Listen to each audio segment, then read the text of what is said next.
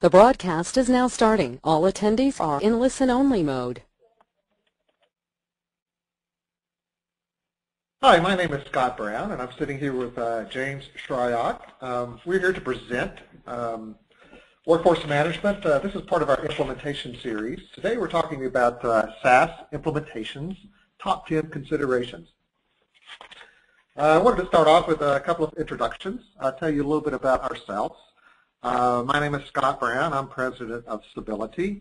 We help companies with their workforce management strategies. Some of the areas we assist with are helping companies formulate their long-term employee work management strategies, select software to support those strategies, and we assist companies with implementing the software as well, which is what we're talking about today. We also do enterprise systems, selecting, upgrading, and tuning on-premises solutions. I'm sitting here with James Shryock. James is a 17-year veteran of human resources and workforce management systems. He's a master's in labor law from Michigan State University, and James has the background and expertise to help clients understand this rapidly changing workforce management market. Having managed dozens of mid-market SaaS implementations from several different software vendors, James is one of the industry's leading strategists when it comes to SaaS implementation and delivery. So I think at this point we're going to jump right into the presentation, and feel free to ask questions at the end. Again, James has been at this a long time as I have, so we'll be happy to answer any questions you have. So what is SaaS? This is a rather complex-looking slide. It actually came from another presentation that we did where we break down all of the different operational models, all the infrastructure models for the different workforce management delivery mechanisms. And today we're going to be focusing kind of in that little blue box that's labeled SaaS. So what is SaaS? SaaS stands for Software as a Service, and unlike a lot of the buzzwords that we use today, I think software as a service does describe exactly what what this implementation, this infrastructure model does. It literally is using software as a service, so you don't really have any of the considerations you would normally have with computer systems. Some of the characteristics of SaaS are it's off-premises, so it's run outside of your corporate walls, typically hosted or managed by the software vendor. Typically, it has only one code base, and what that really translates to functionally is there are no customizations, and we'll talk a bit about this later. There are a few controversies surrounding some of the architectural deployments of SaaS, but what we advise clients is typically don't get too caught up in this. I think there are a lot of analysts who look very, very closely at exactly how SaaS is deployed, how the software vendors are deployed within their data center. A lot of this revolves around multi-tenancy. Some run different code bases that are synced up, how they deploy their app servers and databases. Typically for functional people and HR people, for us, that's a little bit too much step. I think the bottom line question is, how well does the software function for you? We'll be talking a little bit about some of the advantages and disadvantages through there, so we thought we'd give you just a little bit of orientation up front. What we're seeing out of software as a service, especially in terms of workforce management, some of the advantages we see are minimal infrastructure. You don't have to worry about deploying computers, acquiring hardware, capital expenditures for that kind of thing. The infrastructure is all located off your premises and off your books. Also, there are little or no IT resources required. You don't need systems programmers. You don't need people to do installs and upgrades. You don't have to worry about database versions and platforms, backups, tuning databases. Upgrades are almost a non-issue. This is a big one, and we'll talk a little bit more again about upgrades and impacts on the more traditional delivery mechanisms for software. Your vendor is going to have a lot of hosting experience. He's going to be very good at this. Necessity dictates that they run their systems well, or they won't have customers for very long. software as a service is hugely scalable. It's virtually unlimited with a capital V on virtual. These systems are deployed in fairly large data centers, and again, there's pretty much capacity on demand as you need them. One of the nice things is it's a pay-as-you-go model. Related to the next bullet item, there's no large capital expenditure. Typically in enterprise or on-premises deployments, one of the first things you do is you have to visit your CapEx budget to acquire hardware, software. Might even have to hire some systems people to get it in and installed. That is not the case with software as a service. Typically, it's not a large implementation cost. Again, compared to some of the enterprise models where the implementations could cost 2 to 3 times what you pay for software, they're much more in line and typically below what you would normally pay for a license. One of the nice advantages is, because of the upgrade cycle, is regulatory changes are quickly reflected in the software. Again, kind of relating back to the enterprise model, the on-premises model, you might not do an upgrade for 2 years. You might have a few service packs to fix some compliance issues, but again, all those issues kind of go away. The software is upgraded by the vendor and it's immediately delivered to you as soon as you log in. Like all things, not everything is positive. There are some disadvantages to SaaS. You don't have any direct data access. Because these systems run within the corporate walls or the walls of the hosting center, you will not have direct data access. There are no customizations. You have to implement the system by configuration only. Again, we'll talk at great length about that later. You might see a slower turnaround for any kind of systems request. Again, these are operating outside your corporate walls, so you have to have, I guess, another party involved to make any kind of changes. And you also have no control over upgrade timing. Typically, the upgrades tend to be much smaller in scope and much more frequent, but those are pushed out to you, and you really don't have a lot of control about when those hit. Here, these are some of the determining factors. Should you be considering software as a service? Under the yes column, does your organization have a culture of innovation and business-driven decisions? Or are you more entrenched in always doing things the same way?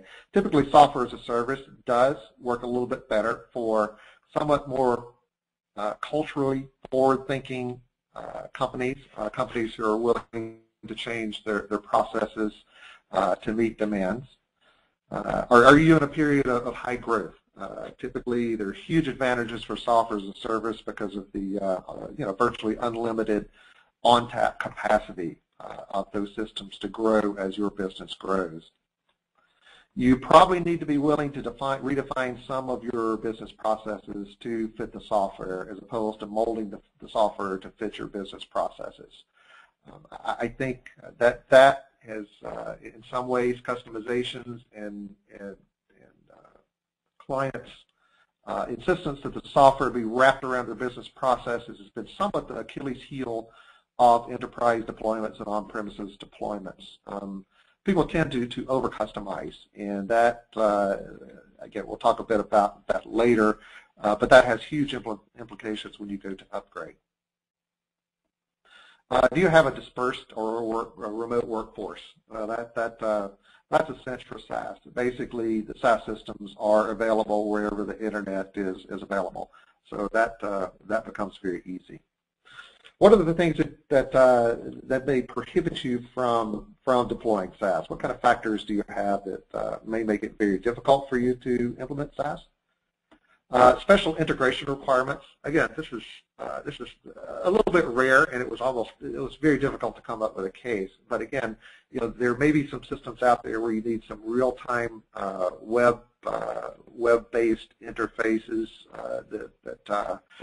that integrate and automate the integration of systems real-time that might make it very difficult in the SaaS world since those systems are run off-premises.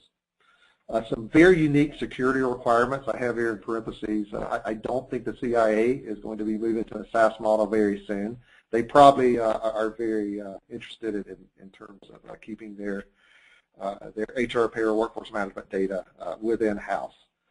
If you have a need for a high degree of customizations, you see something like this, perhaps in highly unionized environments, that might indicate that Saas might not be a good fit for you. It seems like the very largest of enterprises with their transaction volumes and their needs don't fit as well in the Saas world, although we do see the bar moving up in terms of size of organizations. Typically when Saas was introduced, it was very much a mid-market offering, but we're starting to see some enterprises looking very seriously at the Saas model.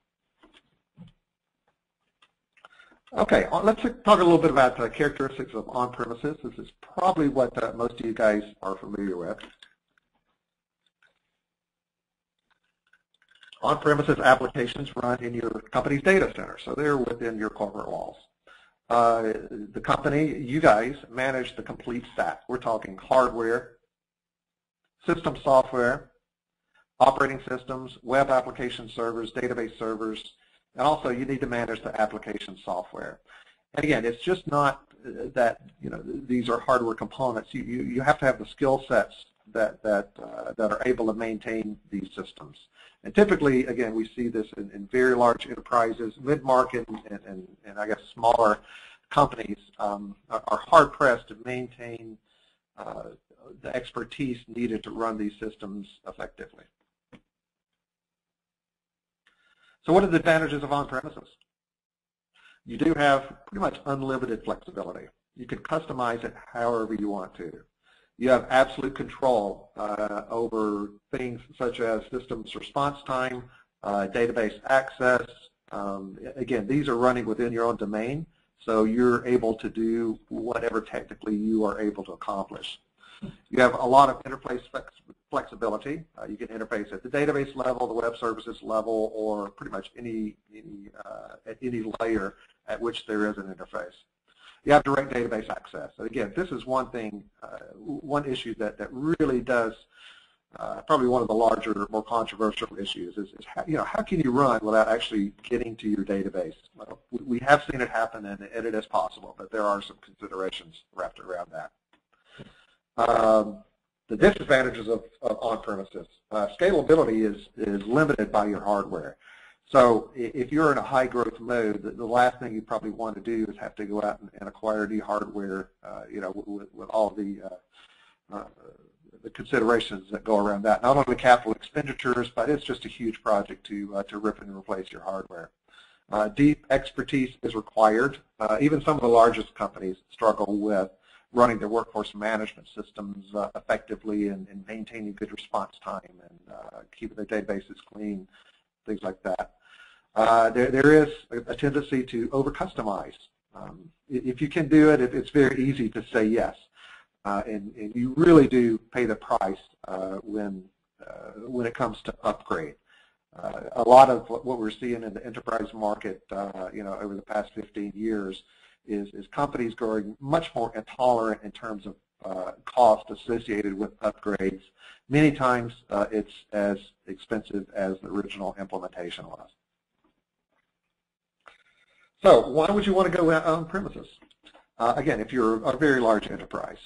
If you have some corporate restrictions for the distribution of data, a lot of financial companies may have policies which restrict data access and data usage outside their organization, although once again we're seeing this increasingly rare as an issue. If you have predictable or moderate growth, if you're on a steady stream, you feel like you have hardware capacity, on-premises may be okay for you. If you have very complex functional requirements, if you have multiple unions with extremely difficult payroll calculations and things like that, on-premises may be for you because they may require some customizations for you to be able to support your workforce. What would knock you out of being on-premises? Likelihood of acquisition. It's much easier for you to be acquired if your systems are running elsewhere. If you have limited technical resources, this is a big one. This is something that companies, again, some of the largest of enterprise companies struggle with keeping the adequate technical resources and their systems humming along. If you're a distributed organization, SaaS is very attractive because you really don't have to build that infrastructure to deliver your applications out to remote offices. That's just a given. Limited capital, again, huge hardware acquisition and I guess labor to get these systems up, installed, strictly from a hardware aspect. And implementations are very expensive. Again, sometimes running 2 to 3 times the license cost of software. And with that, I'm going to turn it back over to James, who's going to talk through some of his experiences with his top 10 here. Hey, everyone. We're going to start with slide number 1, and this is titled, Am I Ready? So the first thing we need to think about is, do we need a new system? Are we having current system issues? Is there missing functionality from our current system? You know, whether these even exist or not, your company has spent a lot of time and money to put in the current system that you have. So if you just rolled something out 2 years ago, sometimes it's pretty difficult to be able to transform into a new system, whether it's SaaS on-premise or any of the above. You know, the second question is, you know, do we have the budget to do so? While we found that SaaS implementations are easier and tend to be more inexpensive than other implementations, the fact is they still cost money, so you still need to go through the process of getting everything approved. Is your company ready? SaaS or no SaaS, these projects take time. You have to think about what other things are going on in your organization. You probably don't want to roll these out at the same time. Maybe you're doing a new CRM, or maybe you're doing a new financial system. You need to look through your organization and say, you know, are we really ready? Do we have the right people? Do we just go through a lot of layoffs that, you know, make it difficult for us to just be able to get by with what we're doing? Another thing to think about is if your company is going to support a SaaS model. Now, Scott referenced this before. Having your data sit somewhere else more than likely is going to make a couple people in your organization very nervous. They're just not used to that method, and it's, you know, different than what they've done before, and it's understandable. Another thing that we've seen with the SaaS model is people often wonder what is going to happen with our IT group. You know, thinking about it, you don't need as many people to support a SaaS model, and while that sounds great, you know, there are jobs involved here, and there are things to think about through there. And you know, I think, you know, that's scary stuff for IT groups. It's uncharted territory. Now, the traditional answer here is we talk about it's great these resources can be utilized to do much more strategic things, but when it all comes down to it, you know, companies are looking to, you know, trim their budget. So it's just things you really want to keep in mind. Slide number 2 is how long will this take? Well, obviously, the short answer is it depends. There's a lot of variables, you know, how complex your implementation is going to be, you know, how ready you are to do these sorts of things. I will say that what we've seen is that SaaS implementations are typically much shorter than hosted implementations. You know, it's there's a couple of reasons why we're seeing this. The no customizations is a big deal. And you know, a lot of you have done these projects throughout the year. You know that every company has some sort of strange requirement, and it's something that, you know, they feel is 100% a business driver and must-have. When you go through it a little deeper, sometimes you find that the reason why it's a must-have is because it's been done that way. And so you kind of need to move away from that line of thinking when you're going to the SaaS world, because in a true SaaS environment, there are no customizations. Another reason why we see that things tend to take shorter periods of time is the environment issues. When you don't have to set up the app server, the middleware, the database, I mean, how many times have we gone through implementations where we're down for 4 days because something was happening in the middleware on this new software we're putting in where, you know, everything's not talking to each other. And, you know, you call in the vendor, and oftentimes it's not the vendor you're doing the implementation with, and it was just one setting that needed to be changed, but you lose a lot of days. And you've got this nice project plan, and everything's got to get pushed back a week. You know, these implementations tend to be a lot more virtual. It's virtual all the way around. It's a lot less on-premise for the people who are setting this up as well. And what we found is this also tends to be a lot faster. Now I'm going to get into this a little bit later in one of my other slides, but we've definitely seen that this has definitely cut down on the timelines. Another thing is that we found that these implementations, they have a lot less variables.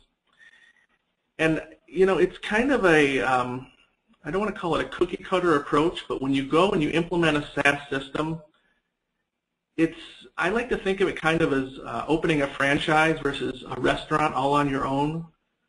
A franchise is always going to be easier to implement. It doesn't matter who you hire to come in and help you build this restaurant you want to do. When someone's already built a framework and drops it in and it's pretty much turnkey, really the kinks have already been worked out of the system.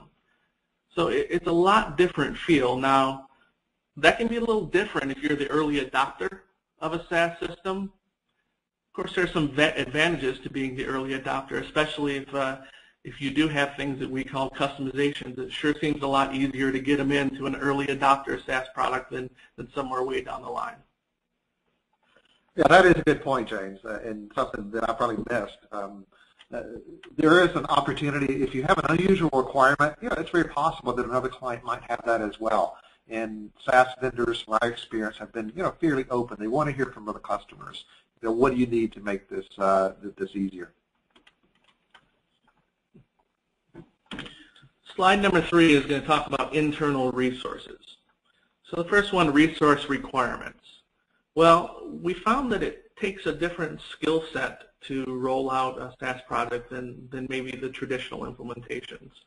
The traditional teams that we see, you've got project management, you've got functional consultants, you've got technical consultants, and you've got an infrastructure team that can go ahead and do all of the hardware things. With a SaaS team, we find that the two key roles on the client side is first, project manager, and second, SME, subject matter experts. As far as application knowledge in the SaaS world, clients tend to probably understand the product a little bit less because they don't need to implement it as much. So, when you have an implementation that's scheduled to last for a year and you've got resources on site sitting with your internal team, they're able to shadow them. They're able to learn all the different things about the system, and that probably makes you pretty ready when you actually get into rolling out the system. So even though you don't need to learn the product sometimes as much because someone's away somewhere else implementing it, this can actually be a bad thing. You really need to make sure that your internal resources go to lots of training on these SaaS products and get themselves involved. A lot of times as clients you need to contact the vendor and explain to them that, hey, I'd like to be involved in this configuration or that configuration, because it's going to allow your team to get a lot stronger. One thing that hasn't changed is that obviously interfaces are still needed. SaaS systems often keep it simple for internal requirements, for interface requirements, but the output has simplicity as well. It's usually driven by some sort of scheduler screen using configurations, and it often is technologies that you're used to, like XML.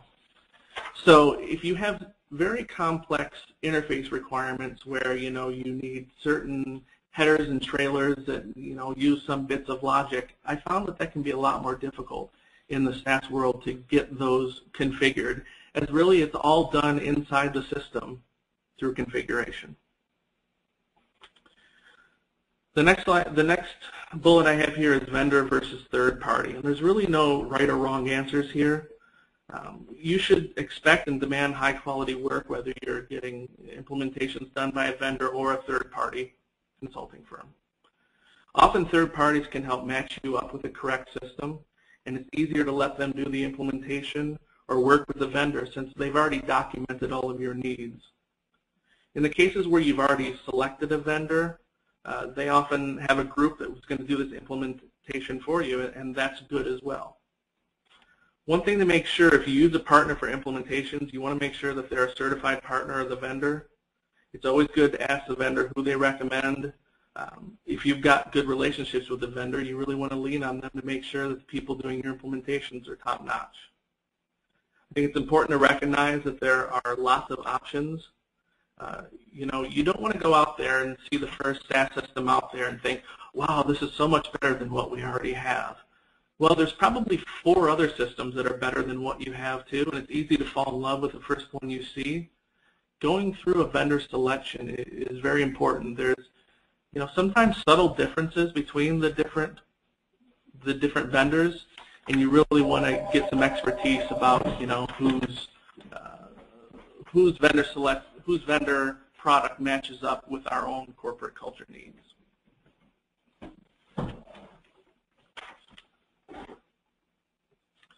The next slide is, can we do this without help? Well, I mean, the first question is, how much time do you have? It's rolling out a system. If you're not an expert in that different product, you really need to go out and get lots of training and kind of embed yourself with the product to make sure that you truly understand it. Is that really worth it? These implementations are very fast, and we see SaaS products go in 2 to 3 months for full implementations, and that's not even with people working full-time on it. So even though they don't take very much time, the people working on them require a lot of knowledge, both on the product and inside your company. The third question I have here is, will the vendor let you?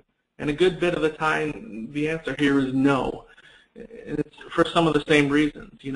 These people are trained on how to configure this, and it often takes them more time to support someone else going through and doing that. There are some vendors who let you get heavily involved, and there are other vendors who, pretty much said, please shadow along, but we're going to do the work here, and the lion's share of that is going to be done by us. And then the fourth bullet we have here is expertise. The good vendors have these implementations down like a well-oiled machine. So our advice is usually, kind of in the middle. You really want to let either the implementation partner or the vendor be in charge of the implementations, but you want to shadow them as much as you can. And I want to reemphasize here that this is sometimes where you need to press back on the vendors. It's easier for them just to roll it out and hand you the keys and say, enjoy. But you want to press to make sure they understand that you want to be involved in the implementation so that you have a lot of knowledge transfer. The other thing is, in this SaaS model, is a lot of times the prices you get quoted are going to be fixed fee. And so with the fixed fee model, they want to get this done as fast as possible. So unless you have hours built in for some of this knowledge transfer, it's sometimes going to be difficult to get the vendor's attention. However, we repeat again, you are the client.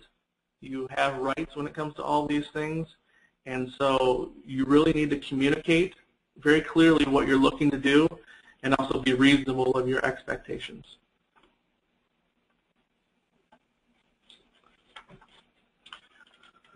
So slide number 5 talks about on-site versus off-site resources. We all know the traditional model. You get a team of 5 people that show up on your doorstep on a Monday morning, and they're ready to be there for the next couple months. There's little or no remote access. An off-site model is obviously a little bit different. Certainly there are times where people are on-premise, but mostly it deals, with how well you can communicate. It's all remote access. But in today's world, we've got WebEx, conference calls, GoToMeetings. You can share your screen through instant messaging programs. There are several ways where, someone can take over your computer and show you different things. Really, we feel that if you're a company that requires people to be on-site all the time, you're really now in the minority. It's just not efficient. Especially if it's, time and materials, when you have someone show up on your site for Monday through Thursday from 8 to 5, they're going to be billing you for, 32 hours of work there. In reality, we find in the SaaS world that, people are often waiting on different things. So there's configuration to be done, and then there's several questions that the consultants will ask out to the vendor. and then it takes time to get those answers back. You really don't want someone sitting on site, wasting your money, waiting for the next thing to come in, working on other things. It's just not practical during all phases of the project. Yeah, I think that's a key point, and you were kind of alluding to it, but most of the implementations we're doing these days, especially the mid-market, our consultants are running two to four implementations simultaneously, and a couple of reasons. For the reasons that James mentioned, as well as you guys typically have payrolls to run and things like that. So it helps to interleave because you probably may not have the capacity to be a dedicated resource to the implementation all the time. So interleaving 2 to 4 projects gives you the breaks to do your job while the implementation goes on. Now there are times where it does make sense to have people on site, and from our experience, some of those times are during discovery, and that's especially if you feel like your requirements are very complex. Sometimes there's nothing better than getting into a conference room and getting in front of a whiteboard and drawing it out, and that's the easiest way to understand. We've seen that some clients request it during parallel testing. While you've gone through system testing and configuration, we've seen a lot of issues. It's nice to have someone on site. And then finally, some clients like consultants there during the go live, and that's especially if it's a high-profile rollout for any reason, or if testing didn't go that well. You want someone to be able to immediately respond to anything you had. So when you do want people on site, those are the times where we tend to see that it makes the most sense. We talked about interfacing a little bit earlier. In the workforce management world, we're all very familiar with the two main interfaces, and that's HR and payroll. So, just like you expect, all of the SaaS systems have these standard interfaces between these systems. Often these interfaces are already built, even if the systems aren't related at all. So if you're using X as a WFM system and you're using Y as a payroll system, and they really have nothing to do with each other, chances are some other client has already done that. And they often work to reuse those interfaces between the system. One of the exciting things that we're seeing is we're starting to see systems that can do it all. We see it advertised all the time. You'll see companies put out there that they are able to do everything in your system, from CRM to financials to HR payroll to onboarding, recruiting, down to your WFM. What we're really seeing most of the times in that is that they're making acquisitions inside different companies that allow them to claim they have a full suite of products and that they're fully integrated, but they really aren't. When you hear companies say that, you really need to ask, what are the different integration points between your own internal software? If you need to send a payroll export file to another system, even if that system is part of the same family, it's not truly integrated. And it's the same with HR files. But we are seeing that some truly integrated systems are being built, and like I said, it's really excited. From the WFM perspective, and lining up with payroll, we've seen things that are going zero to net, all using same table structures, same fields, same terminologies. When you have those different things, that's truly an integrated system. And like I said, we're seeing that, and it's very exciting. Some of the other systems you might see, cost systems. I put down here single sign-on. Keep in mind integrating internal systems with SaaS systems can, sometimes present their own set of challenges, like SSO. So, if you're not hosting it and it's somewhere else, there's a couple more considerations to think about and work through. Usually we've seen that these SaaS vendors have come up with solutions for these, and that they're pretty easy to roll out.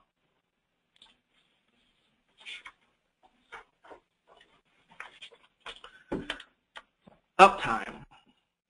So the first thing I have here is uptime measurements. You always want to ask the vendor for statistics on their upside. Often you'll hear people talk about the 9s. And this is when dealing with what's called a high availability model.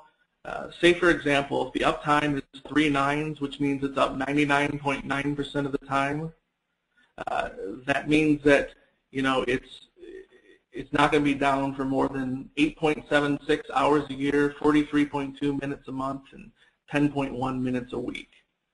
So this isn't a technical discussion, I know, that we're doing here on the presentation, but I can't emphasize enough how important it is to make sure that you see the statistics from the vendor on their uptime.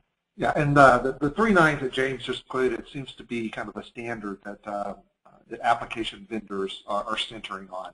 And again, 10 minutes per week is fairly tolerable for most people, but know those 10 minutes will probably come at the most inconvenient time, and 2 minutes is an average. So again, I think James is going to jump into some of my experience here. Yeah, as a general statement, I'll just say that we see less downtime with SaaS than with other models. You've got multiple clients working on the same environments, and anytime there is downtime, it becomes exponentially bad. And the vendor is generally going to use every resource they have to get that back up. Their reputation's on the line, and they want to sell more clients. And in order to sell more clients, they need to statistically show what their uptime is.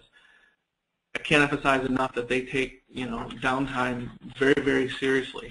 So I would say overall, if you've got a traditional IT department, I'm sure they work very hard to make sure you're down. But when it's down, you've only got a small team of people to try to figure out the solution. Yeah, and another point that I'm not sure where this fits in, but this seems as good a time as any, is understand that vendors are I guess we see vendors as much more being on the hook for better customer service with the SaaS model.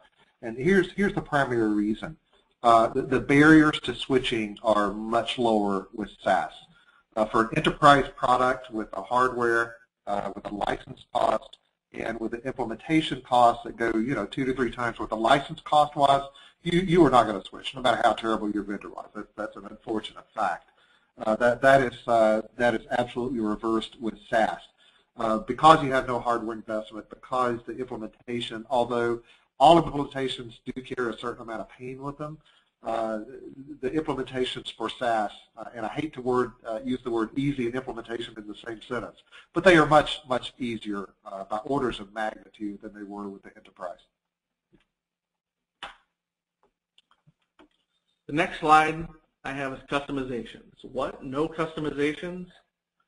Well, as a general statement, no. In a true SaaS model, there is no customizations. The question is, how do we make that work? And in order for it to work, the system has to be super configurable. Rules must be flexible, and qualifiers and conditions must be very expansive. In recent systems, we found that any field that you have in the system can be used for any of these rules or qualifiers or conditions or whatever term you're used to in order to figure things out. The other thing that's important is they've often got lots of user-defined fields, UDFs. And you need to be able to make sure that rules and such can be written off of those. So, if you want only left-handers to get shift differential pay, as long as you use your UDFs correctly, you can configure this through the rule engine. It also applies when it only applies to one location, one union, one group of 10 employees, a special grandfathered group. These SaaS systems that we've seen have really done a great job of making sure that you can configure these rules to do so. Where you would have needed a custom rule in the old model, you can simply do that through configuration now. I touched on this before, this being said, there are always times where a client needs something strange. To be honest, when this happens and you need this, a lot of it depends on cloud. The bigger the company, the more likely you can talk to the SaaS provider and get something in your system. It obviously helps if other companies have that same issue. In a true SaaS world, no matter how strange the item that's added, it gets rolled into a product. So we have seen systems where we look at a particular rule and say, why did you include this rule in the general release? And the answer was a really large customer wanted it, and that's the reality of it. The next slide I have here has to do with configuration. you know, there are different arguments on both of these things, and there are degrees of discomfort that, you know, and I have on both sides of this. In a lot of ways, you know, we've come full circle. I remember working on old DOS-based systems, and the only way that we did configure was in a production system. And, you know, I'm sure some of you out there remember, actually, whenever you made changes, you always tested it on yourself or the people in your group first, because if something went wrong, you wanted to make sure that, you know, nobody else could find out. And, you know, as far as running payroll, if somebody's paycheck was going to be wrong, you wanted it to be yours because you knew how to fix it. Yeah, you test yourself, your team, and your boss. Right. Yeah, yeah. And his boss's boss. Right. Yeah. So, you know, in a perfect world, we'd have an environment for everything. You know, you got your config, your test, your QA, your production environments. And, you know, we still see that in a lot of SaaS systems. However, you know, the things we have listed here about configuring production, there's intermediate, there's no migration required. You know, it helps if you have a disciplined and experienced team, and it's just less overall effort. You know, there's risk in migration as well, so, you know, it's just managing your risk. You know, obviously having a test system can lower your overall risk, and it makes things, you know, more secure. I think as a general statement, we've seen some hybrid approaches. We've really done it across the board. I think it costs a little bit more to have a test system, and where it's appropriate, we still recommend doing it. But I just kind of want to get out there letting everybody know that we're seeing a lot more of configuration and things happening in production systems. Yeah, I think a lot of what we're seeing is typically we will have a system during implementation, and we'll configure within that system, and that very system is the one that eventually becomes the production system. So, you know, we do have a little bit more attention to, you know, making sure you don't put you know, bad squirrely data or do something weird in the system. You know, you might do that with a test system to try it out or to test it. And I think maybe listening to us, you might get the feeling that this one was a little bit tough for us as well, but it has worked out, I think, very well. We've had some great successes in terms of being able to configure in production, and really no great disasters. I think that this slide's pretty self-explanatory, but I'll run through it quickly. It's very important, you know, for backups. Be sure to have a mechanism in place to get a copy of your data. Determine how frequently the backups will be possible. Determine that frequency meets your needs, and ensure to back up your configuration as well as your data. You know, one thing I always stress to clients is just because this is SaaS doesn't mean you shouldn't know what's happening on and have input. This is one of those times, even when you're not hosting the data, it's still yours. You need to be able to access it when necessary. You know, a lot of times you're not going to have SQL access to this data, and that's going to be a bit unnerving for a lot of you. Just, you know, we've seen that from experience. You don't want the backup plan to just fall to default settings and you know, have the vendor just handle it for you. You want to be proactive here. You want to understand how often they're backing up the data, how to get copies of, you know, the data that's not just traditional reporting when needed, and if you need dumps of those data, how you're going to be able to get it. So it's important to work with the vendor and not just accept that, hey, they're handling it and we'll be okay if we need it.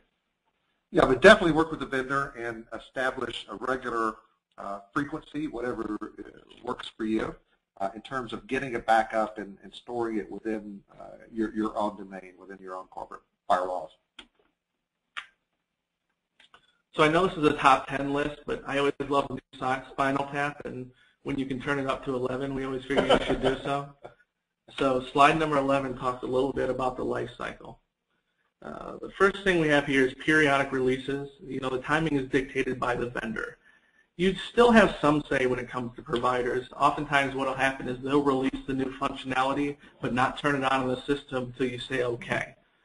But, you know, in reality, especially in some of these newer systems, just releasing it into the software can, you know, mess things up. As far as upgrades, you know, the general statement, they're becoming a thing of the past. These upgrades, there's really no cost and no project to do so. You know, you'll hear when you're researching a lot the abbreviation PEPM, which is per employee per month. And how you're paying for this. These upgrades are generally included inside of it. Obviously every vendor can be different. But I think we all know that upgrades can be a big headache, and not having to concern yourself with those things is a very nice thing.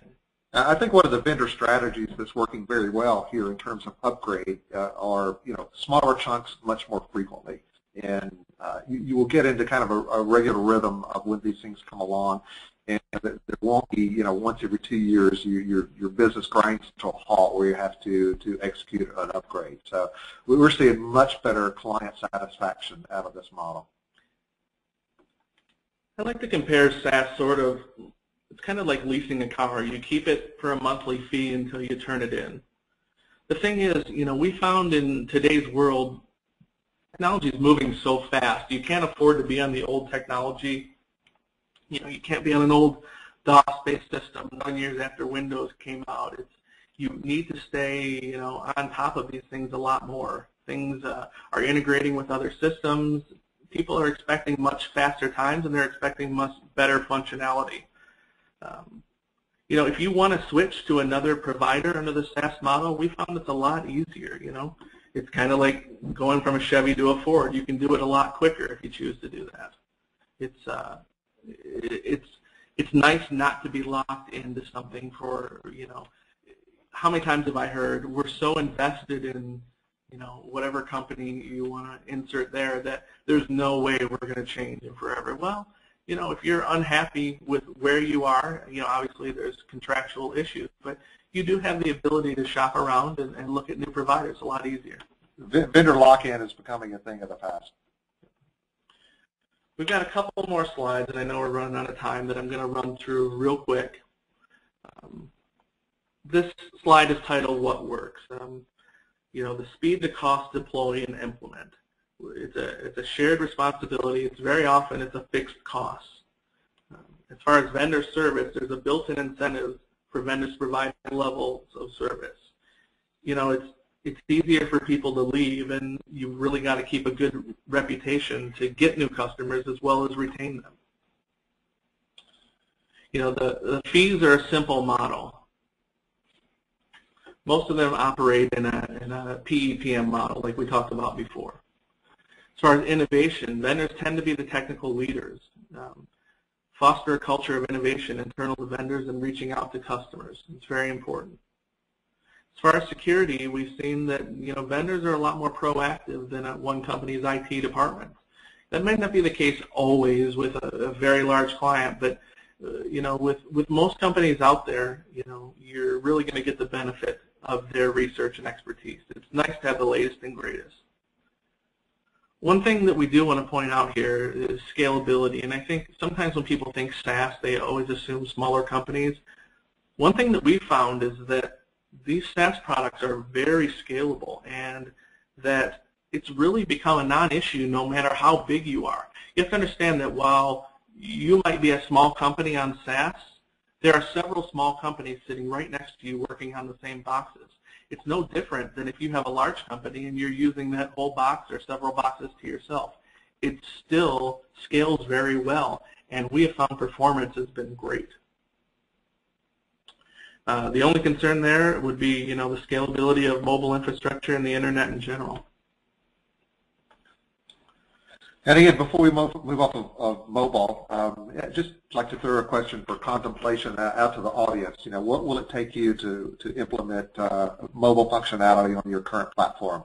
For people on SaaS vendors, it's basically just enabling the function and training the users. So no infrastructure changes required at all. The last slide we have here is called SaaS Do Your Homework. We're talking about SaaS to you, and we are big proponents of the model, but it's not a slam dunk. There are several times where it may not be the best solution for you. There are times where on-premise and hosted models can make a lot more sense. SaaS adopters are advised to pay extra attention to some of these areas. Evaluate the vendor roadmap and enhancement history. Has the vendor traditionally met their targets? Are there planned enhancements pertinent to your requirements? What have the vendor customers experienced when upgraded? You want to look at the vendor management teams. You know, who is this company? Where did they come from before? Are they industry leaders? You know, understanding those things will help you a lot.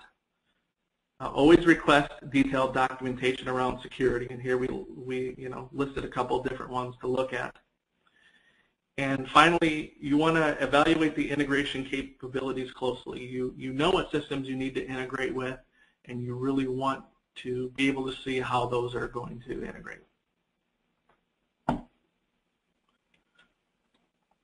Well, thank you very much for joining our presentation. If you have any questions, we can take them now.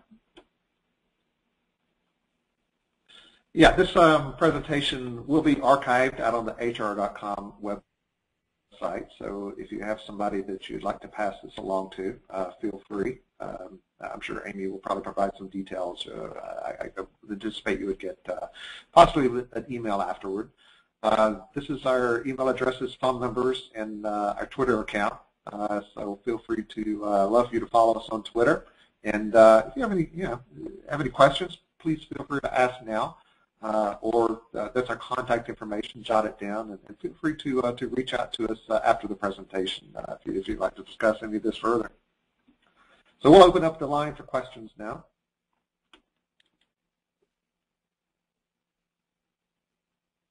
James, I think you explained it so well, nobody has any questions. We'll wait a couple more minutes.